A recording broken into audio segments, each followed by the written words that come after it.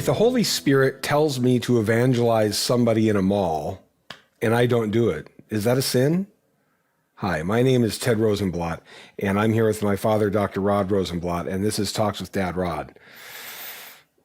You know, let's say I've just been given I'll put it this... a nudge? Yeah. as kindly as I can, that I'm being given...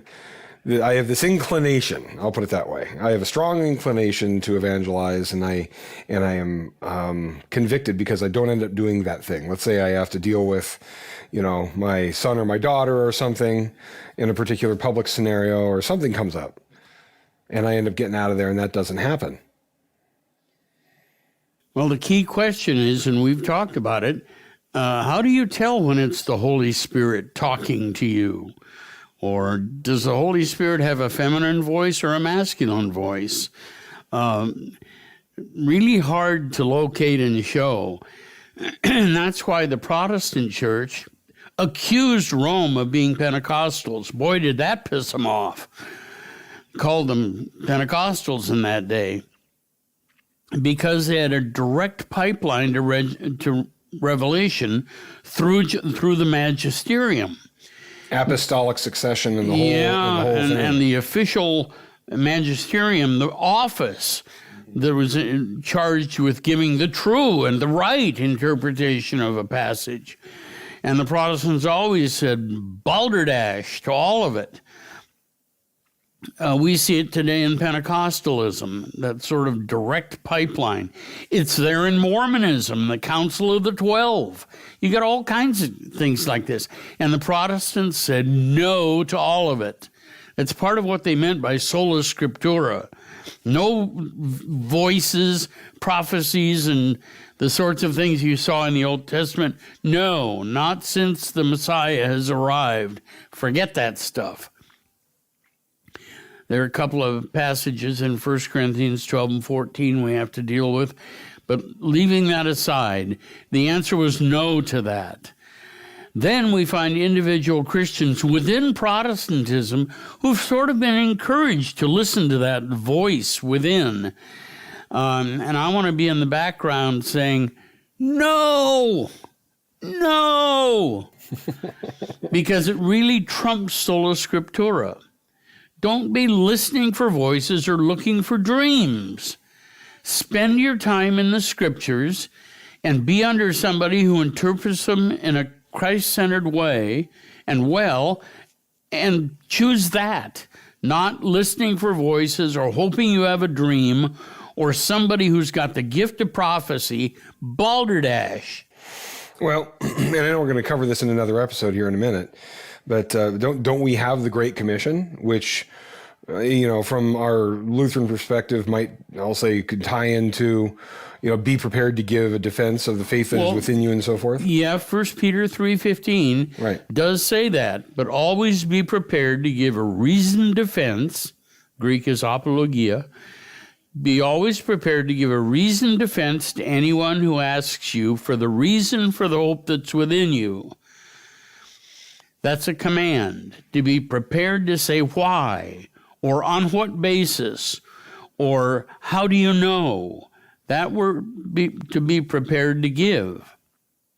And I think we should pattern it after the early church, especially to Jews, fulfilled prophecy, particularly messianic prophecy, and to Gentiles, miracle, specifically and in the highest sense, Jesus' resurrection from the dead.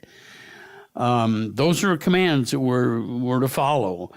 But the Great Commission doesn't make formal evangelists out of every believer.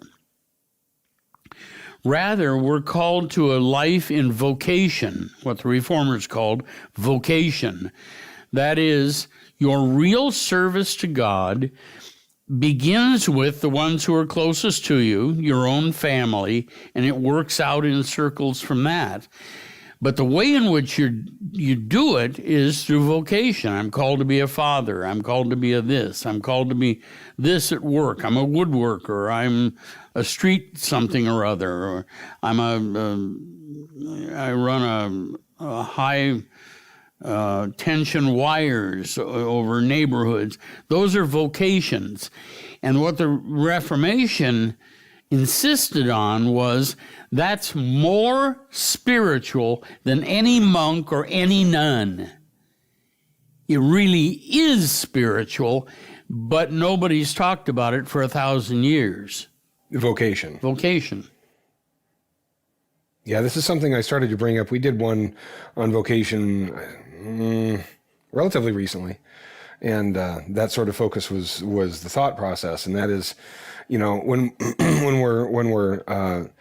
we are asked sometimes by the church to do what we are perceiving as another vocation. It's another job. Yes. Sometimes the church asks us and comes to us and says, you ought to be this, you should be doing that. And if I'm an accountant, maybe I can help with the treasury, and the keeping of records. That's understandable.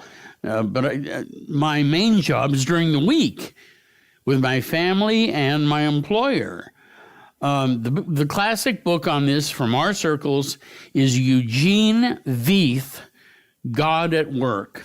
Concordia, I think he did it through Concordia. I don't remember. I think it was. Maybe it's CPH. Crossway. I have to go look. I think it was CPH. Anyway, again, Eugene or Gene Veith, God at Work. And I've linked to that before. We'll do it again. Always do it. All right. I hope this is clarifying, helpful, and helps take some pressure off in some places that we know that the church can apply pressure that we believe is done suboptimally? Yes. Yes. So when the church starts going into the bushes and we feel like we're in the bushes, it's funny how when someone we're in the bushes. When someone comes and confirms, goes, you're in the bushes. Yeah. It makes you feel a little better. Yeah. So hope this is helpful for you. Come to 1517.org for more content like this, and we'll see you on social media. Thank you for joining us on Talks with Dad Rod, part of the 1517 Podcast Network. This podcast and all 1517's content is made possible through financial support by listeners just like you. Please visit 1517.org for more, and please consider clicking on the donate button and making a recurring or one-time contribution to help us share this good news in a world which so desperately needs it.